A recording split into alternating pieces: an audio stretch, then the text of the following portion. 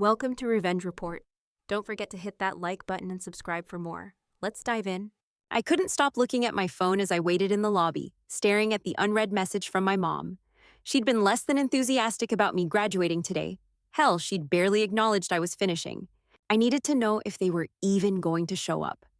"You still on for the ceremony?" I sent it, fingers tight with the usual mix of hope and dread. A moment later, her reply buzzed through. "Be sure you don't embarrass yourself. Let us know when it's done." My stomach tightened. Was that it? That's all I got? I stared at the screen for a moment longer, willing something warmer to pop up, but it didn't. The last time I'd tried to talk to her about my career choice, she'd sneered at the idea of me becoming a chef. Just cooking, she called it, not even worthy of a conversation. And now here I was, with a degree from a top culinary program, ready to walk across a stage, and my family couldn't even offer the smallest bit of support. My mind raced back to all the years I spent fighting for this path. The endless hours in kitchens, the sacrifices, the constant feeling of not being good enough to them, not meeting their expectations. They never got it. They still didn't. I closed the message thread and put my phone back in my bag. I should have known better than to expect anything different. The ceremony was just about to start, so I made my way to my seat, adjusting my cap and gown. The chatter around me was alive with excitement. Parents hugging their kids, families congratulating their graduates. I stood there, on the edge of the crowd, trying to push back the lump in my throat, but it kept growing. I wanted to imagine a world where my mom, dad, and brother were there, cheering me on, where they were proud of what I'd accomplished, where they saw what I was capable of, not just the career they still thought was beneath them. But I couldn't help but know that today, just like every other day, I was still invisible to them. When they called my name, I stood up, trying to keep my emotions in check. My heart pounded in my chest as I made my way to the stage. As I walked, I looked for my family. There they were, sitting together, but no one was even looking at me. My mom's eyes were glued to her phone, scrolling. Ethan, my brother, was texting. I felt the heat of embarrassment wash over me as I crossed the stage. The applause from the crowd around me nearly drowned out by the pounding in my ears. At that moment, I realized the truth. They didn't care. They weren't proud of me. And I was alone. Again. I took my diploma, feeling the weight of it, but also the sting of the moment. The applause was a blur, just a noise, really. As I walked off the stage, I looked one last time at my family. Still nothing. Mom's head was down, her face lit by the glow of her phone screen. Ethan's thumb flicked across his screen, his face tight with concentration. Not a glance, not a single acknowledgement. My chest burned. The heat of humiliation was sharp now, sharper than anything else. I joined them outside after the ceremony, trying to smile, trying to pretend like it was just another day. My cap felt heavy, my gown too hot, and I couldn't get rid of the awful empty feeling inside. "Ready to go?" Mom asked without looking at me. Yeah," I said, swallowing back the bitterness. "So, you guys are good? The ceremony? Everything?" Mom waved me off. "Well, it's nice and all, but I still don't get why you wasted so much time with food. You could have done something with more, potential." "Right," I said, trying to keep my voice even, trying not to let her words stick, because cooking doesn't have potential. Mom glanced up at me then, barely meeting my eyes. "It's just food, Sam. You've spent 4 years for what? To cook people's meals? Really? Look at your brother, he's got a real career." She motioned to Ethan, who was still typing away on his phone, completely checked out of the moment. Ethan finally glanced up, a smirk creeping onto his face. "Yeah, Mom's right. Food's great and all, but I'm making decisions that, matter. I'm in finance. People rely on me to handle huge amounts of money. Not to mention the pay, which, well, that's not exactly something you'll be bragging about, huh?" I could feel the sting in my chest, that familiar burn of anger mixed with a heavy, sinking disappointment. They'd never get it.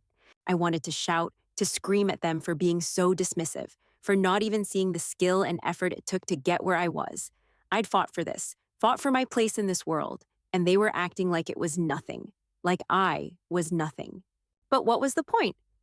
"I get it," I said, trying not to choke on the words. "You've got it all figured out, huh? Finance, important stuff." My voice was too sharp, too full of sarcasm. Ethan chuckled. "Hey, at least I'm making a real difference.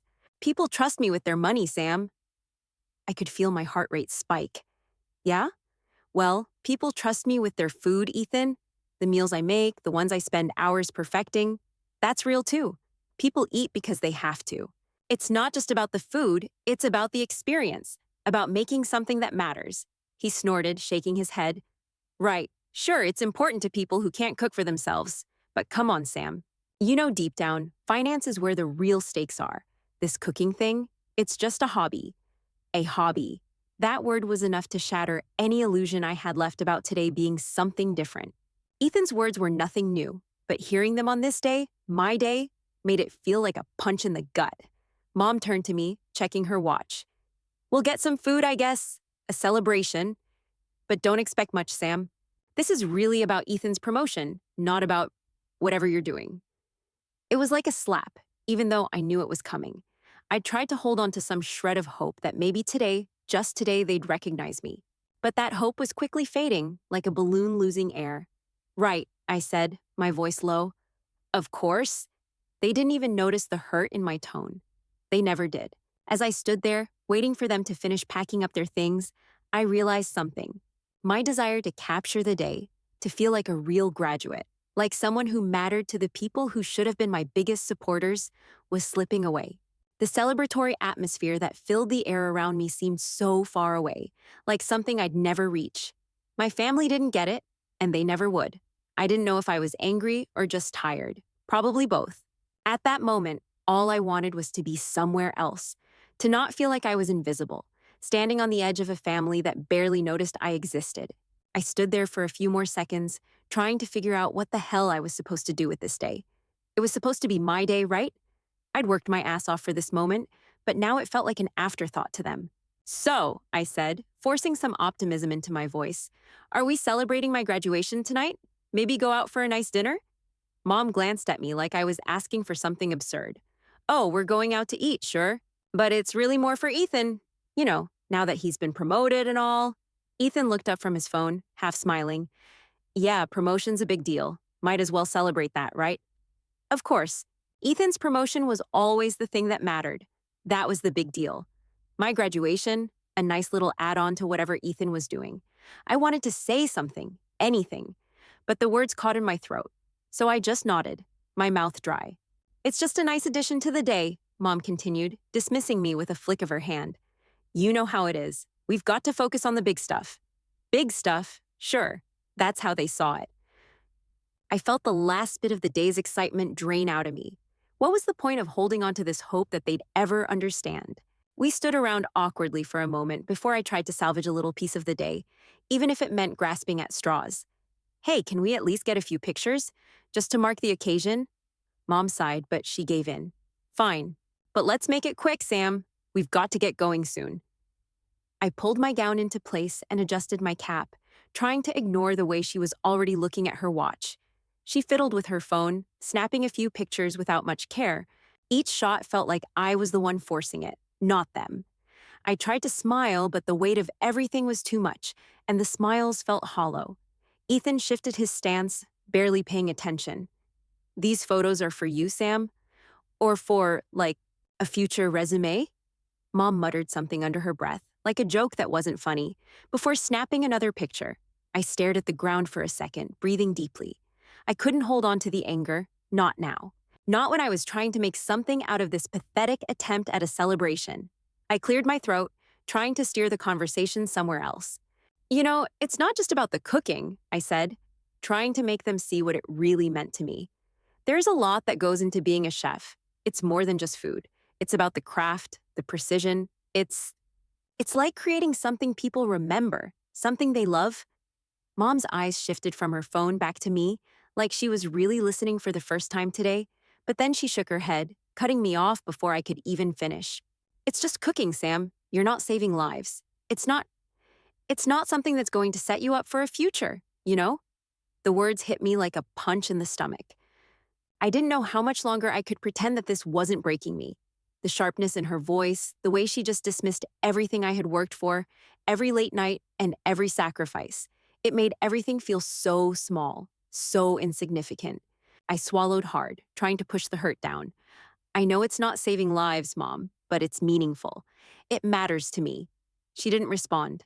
Instead, She went back to scrolling through her phone, like the whole thing didn't even matter. Like, I didn't matter. Ethan stretched his arms over his head, yawning. Okay, let's wrap this up. I've got some things to do later, and we still need to celebrate my promotion, remember? I glanced at him, his smug grin only making me feel more like an outsider. My whole life, that's what it had been. Ethan, the golden child, the one who could do no wrong, and me, standing here in my cap and gown, watching them celebrate his career while mine barely got a passing glance. I forced a smile, but it was shaky. Yeah, sure. I turned away, wishing I could just disappear for a moment. They didn't get it. They wouldn't. And no amount of photos, no amount of effort on my part was ever going to change that. We made our way to the restaurant, but the whole ride there felt like one long, drawn-out pause. There wasn't much conversation. Ethan had gone back to his phone, Mom kept checking her watch, and I was left staring out the window, feeling like I was outside looking in. When we finally sat down at the table, Mom picked up the menu like she had all the time in the world. I tried to shake off the sense of being out of place, but it stuck to me like glue. So, I said, trying to make something of the moment. Do you guys even realize how much work goes into becoming a chef? Like, it's not just about the food. It's an entire lifestyle, you know? The hours are brutal, and there's so much to learn. It's not just about following recipes. There's the creativity, the precision, the leadership. It's a full-on career. Mom barely looked up from the menu. It's just cooking, Sam. I don't know how many times I have to say it. You could have done something real with your life, something stable. I could feel the heat rising in my chest, but I kept my voice steady. It is real, Mom. It's a career. A damn good one, too. You don't understand what goes into it. Ethan snorted, still half focused on his phone. Yeah, a real career. Like cooking for people who can't even cook for themselves. He lifted his head, eyes glinting with amusement. Couldn't you have picked something more stable, like accounting or marketing, maybe? Something where you're not sweating in a kitchen every day. The jab hit harder than I expected, and I tried to shrug it off, but my hands clenched around my napkin. Stable? Right. Because your career is so stable, Ethan. Last time I checked, finance was built on a bunch of people guessing and hoping things go their way. Ethan's smile didn't falter. At least I'm making moves. You can't exactly say that about food. I stared at him, my frustration bubbling over. It's not just about making money, Ethan. It's about passion, doing something I love and can actually be proud of. You wouldn't get that, though. You're too busy chasing bonuses. His eyes narrowed, but he didn't say anything more. I knew better than to engage him any further. It wouldn't go anywhere. But the anger inside me still churned, heavy and unshakable. Mom, sensing the tension, cut in, her voice casual but sharp. Well, whatever. We'll talk about your passion later, Sam. Right now, we're here to celebrate Ethan's promotion. She glanced at me as if she just remembered I was in the room. Oh, and yours, I guess, if you want to call it that. It's a nice addition to the day. The words felt like a punch in the gut, but I didn't let it show. I leaned back in my chair, looking around the restaurant. The place felt too big for me now, too noisy, too foreign. The whole celebration was a joke. I didn't want to be here. I didn't want to spend one more minute pretending to fit in with this family who couldn't see me for what I was. I think I'm going to head out, I said suddenly, standing up. The table went quiet for a second, but no one stopped me. No one seemed to care. What already? Mom asked, barely glancing up. It's not even that late. I've got plans, I lied. It wasn't like they'd question me. I'll catch up with you guys later. I didn't wait for them to respond. I didn't care if they noticed or if they didn't. I grabbed my bag and walked out without a second thought. The door closed behind me with a soft thud, and I stood on the sidewalk, the cool evening air hitting my face. I had hoped, just once, that today would be the day my family saw me, that they'd see how hard I'd worked, how much I'd sacrificed. But instead, I felt like I was being pushed out of my own moment, uninvited to my own celebration, standing there with nothing but the sound of my own breath filling the empty space. I wasn't part of their world. And in that moment, I wasn't even sure I wanted to be. I stepped outside the restaurant, hoping the cold air would clear my head. The weight of the day pressed down on me, and I just wanted to be alone. But as I started to walk down the street, I heard the unmistakable ring of my mom's phone through the restaurant door. Her voice rose, sharp, frantic. Wait, what do you mean it's been denied? She snapped. That's a routine procedure. We paid the premium, you guys are supposed to cover this. I paused, hesitant to eavesdrop, but I couldn't shake the feeling that something was off. I turned around and peeked through the window. My family hadn't even noticed I'd left. Ma'am, I'm afraid the claim was rejected due to a coding error, a voice said on the other end of the line. You'll need to get in touch with the hospital's billing department and resubmit the forms. I could hear my mom's breath quicken. I don't have time for this. I'm already struggling to pay bills, and now you're telling me I owe how much? No, this isn't right. I'm not paying that. Her hand shook as she held the phone to her ear, her face pale. I watched her eyes narrow in frustration as the person on the other end explained the next steps. She kept cutting them off, demanding answers that weren't coming. Let me talk to someone else, she said, her voice growing higher. I'll speak to your manager. This is ridiculous. I could hear her growing more and more overwhelmed, her voice breaking with every word. I knew that tone too well, the sound of her being pushed to her breaking point. My dad had stood up at this point, sensing the tension. He walked over, trying to take charge, but I could tell he had no idea how to fix the situation. What's going on, Carol? He asked, glancing at the phone in her hand. What's the problem? It's the damn insurance company, she said, her voice sharp. They're rejecting the claim for my surgery. The amount we owe is... It's over $10,000, Steve. 10,000. We can't afford that. Dad ran his hands through his hair, pacing. Shit. What are we supposed to do? Call the hospital? They said it's the coding error, she replied, her voice rising again. But no one will take responsibility. And we don't even know what to do next? This is a nightmare, Steve. I can't keep dealing with this. The phone call dragged on, each minute building more tension, more hopelessness. I stood frozen outside, watching them, the cold air biting into my skin. It was obvious they had no idea what they were doing. The confusion on their faces, how completely out of their depth they were, was painful to watch. I wasn't sure when it happened, but the realization hit me like a ton of bricks.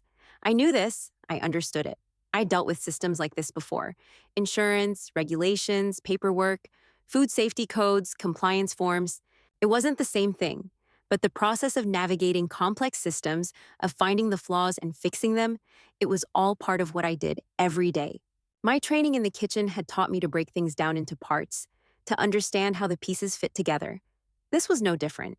I'd spent years sifting through complex safety protocols, managing equipment regulations, and dealing with bureaucratic red tape. I knew how to problem solve. I could read a manual and figure out the logic, even if it didn't always make sense. But I also knew my family still saw that as nothing more than just cooking, a career they didn't take seriously. And here I was watching them scramble and realizing that despite their mockery, I might be the only person who could fix this. I walked back into the restaurant, still unsure if I should even speak up. But I couldn't just stand there anymore, not when I knew I could help. Mom was still pacing, her eyes frantic. Dad was staring at the phone, trying to figure out what to say. I cleared my throat, and they both looked up at me, surprise flashing across their faces.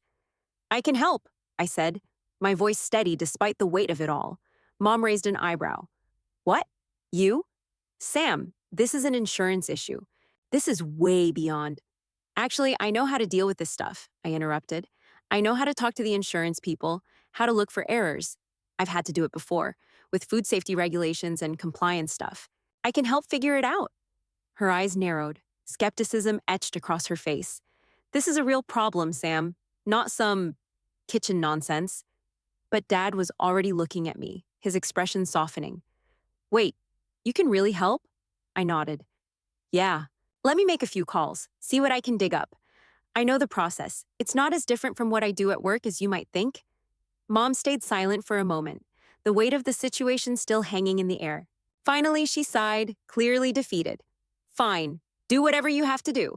But this better work, Sam. I'm not dealing with this mess for another day. And just like that, they were relying on me. The same family that had laughed off my career choice, who'd dismissed me as the non-serious one, was now looking to me for help. It wasn't the kind of victory I'd imagined, but it was something.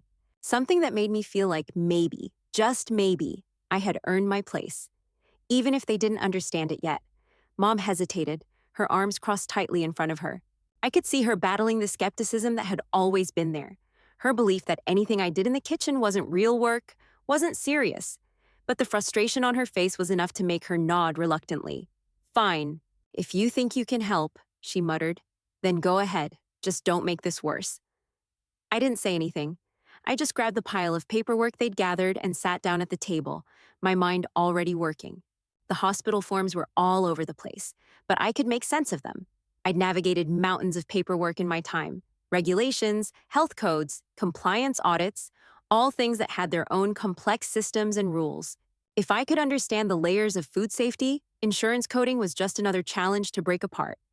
I spread the forms out, my eyes scanning the first set of bills. The more I looked, the clearer it became. There were mistakes, obvious ones, glaring errors in the coding, procedures listed under the wrong categories, charges that didn't align with what was done, duplicated entries. I leaned forward, starting to take notes. This was all about catching patterns, spotting where things didn't match up.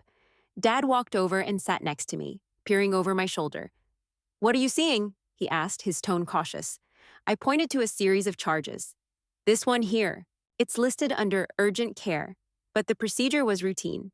It should have been coded differently, which is why the claim was rejected." I moved my finger along the paper. "And here, this one's duplicated. They charged twice for the same service." Dad blinked, clearly not expecting it. "Wait, really? They double charged?" "Yeah," I said, "and they did it with multiple procedures. It's pretty sloppy, actually. They're hoping people don't notice." He let out a low whistle. "I didn't even know how to look at this. You're good at this." My jaw tightened slightly, but I kept my focus on the papers. The last thing I wanted was for Dad to get all sentimental about my career. Not now, not after everything. Mom was still hovering, watching me from the kitchen. She wasn't saying anything, but I could see the shift in her eyes, just a tiny flicker of realization. I wasn't just guessing or fumbling through this. I knew what I was doing. I worked through the paperwork for hours, piecing together the evidence, writing down every error I found. The insurance terms were complex, but once I had a few key pieces, it started to make sense. Every form, every charge, every misstep, they were all part of the system I knew how to untangle. It wasn't just about cooking. It was about organizing, analyzing, understanding how systems worked. That was what I'd done for years in kitchens, figuring out how to keep everything running, how to spot a flaw and correct it before it became a bigger problem. It was the same here. I could feel Dad watching me, still sitting next to me at the table. It wasn't lost on me that he'd never really seen me work like this. He'd never seen me solve problems, deal with complexity the way I had to in my career. And now, for the first time, he was watching me do it, and he wasn't dismissing it. "Sam," he said slowly, his voice lower than usual, "I've got to admit, I never realized how much I don't know, how much you understood about all this. I always thought you just cooked." His gaze softened. "I didn't know you could work with something like this, too." I didn't know how to respond. There was a part of me that wanted to brush it off, to say something sarcastic, but instead, I just nodded, keeping my eyes on the paperwork. "Yeah, well," I said, my voice quieter than I'd intended. "I've been doing it for years, just not in the way you think." Mom walked over then, looking at the mess of papers in front of me. She hesitated, her mouth pressed into a thin line. This, this might actually work, huh?" She looked from the paperwork to me, then to Dad. "Yeah," I said, keeping my voice even. "It will. I'll get the hospital to resubmit the claim. We'll fix it." For the first time today, I saw something flicker across Mom's face. It was fleeting, but it was there. A crack in the armor. A recognition, however small, that maybe, just maybe, I knew more than she gave me credit for. I spent another hour meticulously going through the forms, writing down everything I needed. By the time I was done, I had a solid case ready to present to the hospital's billing department. It was a technical fix, yes, but the work I'd done was the same kind of work I'd put into becoming a chef. Attention to detail, precision, and patience. "I'm going to call tomorrow," I said, sitting back in my chair. "It'll get sorted." Mom looked at me for a long moment, her arms finally uncrossing. "Okay, thanks, Sam. I don't know how to say it, but thanks." I nodded, standing up. "No problem." I could feel the weight of the moment. They didn't fully understand everything I did, but they were starting to see that the skills I'd honed over years in kitchens weren't just about cooking. They were about thinking, solving problems, navigating systems, making something out of chaos. For once, it felt like they might actually be starting to get it. The next few days were a blur of phone calls and paperwork. I had to call the insurance company over and over again, sometimes waiting on hold for hours, sometimes dealing with representatives who barely knew their own policies. It felt like I was getting passed around from one department to the next, each person giving me conflicting information, telling me to call someone else. It was exhausting, but I knew I had to stick with it. There was no one else who was going to do this. Mom started to get more involved, pacing the house while I spent hours on the phone. She'd ask for updates, and I'd try to explain what I'd done, where I was in the process. But it wasn't like she understood the ins and outs of insurance coding or the legalities of claims. She didn't know the difference between an error in billing and a mistake in how something was classified. I don't get why it's taking so long, she said one evening, pacing as I waited on another call. Can't they just fix it? Why does it have to be so complicated? I wanted to explain. I really did. But it wasn't about fixing it. It was about digging through the mess of codes, understanding where the system had failed, finding that one tiny mistake in an ocean of paperwork. I didn't think I could make her see that, though. Instead, I just said, it's complicated because they don't want to admit they messed up, but I'll figure it out. She didn't seem convinced, but she backed off, at least for the moment. The worst part of it all was that they still didn't quite get it. My family had started relying on me, but they still didn't see the intricacies of what I was doing. To them, it was just paperwork. Just another thing to deal with and move on from. But for me, this wasn't just about fixing a mistake. It was about proving something. To them, to myself, I was fighting for something bigger than a bill. I was fighting to be seen, to show them that I wasn't just some kid who chose a lesser career, that the skills I'd honed in the kitchen, those same skills that had always been dismissed, were worth something. Ethan had stayed quiet through most of this process, but over time, I noticed his attitude slowly shifting. At first, he'd made snide remarks here and there, like, maybe you'll get it fixed, but how long is it going to take? It's just paperwork, right? But then one day, after I'd spent hours on the phone with a representative who had been particularly unhelpful, Ethan spoke up. Damn, Sam, he said, tossing a glance over at me as I slammed down the phone in frustration. I don't know how you do it. You've been at this for weeks and you're still not losing your mind. I looked at him, not expecting anything like this. What do you mean? I mean, I would have given up a long time ago, he said, his voice a little softer than usual. I can barely deal with one call to my bank when they screw something up. But you're fighting with these people for days. You're persistent. I didn't know how to respond to that. Ethan, of all people, acknowledging that I was doing something worthwhile, it felt strange. But it was the kind of acknowledgement I hadn't gotten from anyone before. Yeah, well, I said, shrugging, I'm not going to stop until this gets fixed. And that's when I finally got the breakthrough. It had been nearly a month of back and forth, dozens of calls, dozens of hours spent sifting through paperwork and insurance jargon. But finally, after another call to the hospital's billing department, I caught a mistake that had slipped through the cracks. They'd misclassified one of Mom's procedures entirely, and as a result, they'd charged for a higher-cost service that hadn't even been performed. I felt the blood rush to my face as I reviewed the documents. It was the break I needed. I got the billing department to reprocess the claim with the corrected classification, and they agreed to resubmit it. When they called me back a few days later to confirm, I nearly couldn't believe it. The total medical bill, which had originally been over $10,000, was now reduced by more than half. The relief hit me like a tidal wave. I was exhausted. The tension of those weeks, the endless hours spent on the phone, it all melted away in an instant. And in that moment, as I sat there holding the phone, listening to the representative confirm the new amount, I realized something. I had done it. I'd navigated that system, just like I'd navigated every other complex system I'd encountered in my life. I had earned my place in this, in a way I hadn't been able to do with my career before. Mom walked in just as I hung up. I looked up at her, and without saying anything, I handed her the phone. They fixed it, I said, my voice low. The bill's been reduced. Her eyes widened, then flickered over to Dad, who was standing in the doorway. He didn't say anything, just gave me that look, one that was half surprised, half impressed. I had never seen that look before, and it made everything I'd been through worth it. Mom exhaled sharply, her face softening. You really did it. You saved us a ton of money. I nodded, but there was something else there. For the first time, my family was seeing me, not just as a chef, but as someone who could handle these kinds of things. It wasn't just about the food anymore. It was about everything I had to offer. Yeah, I said quietly. I did. The phone call ended, and I set it down, feeling a rush of relief flood through me. I had done it. After weeks of fighting, hours on the phone, digging through documents, catching mistakes, and correcting them, I had saved my family tens of thousands of dollars. The bill was slashed in half, and for the first time in a long time, I felt like I had won. Mom sat down next to me, staring at the phone, then at the papers I'd spread out across the table. Her lips trembled slightly, and I watched as she swallowed hard. The tension in her shoulders eased just a little, but it didn't go away. I could see the weight of everything lift from her face, replaced by something else, a kind of quiet awe. You, you really did it, she said, her voice thick with emotion. Her eyes glistened as she looked up at me. You saved us.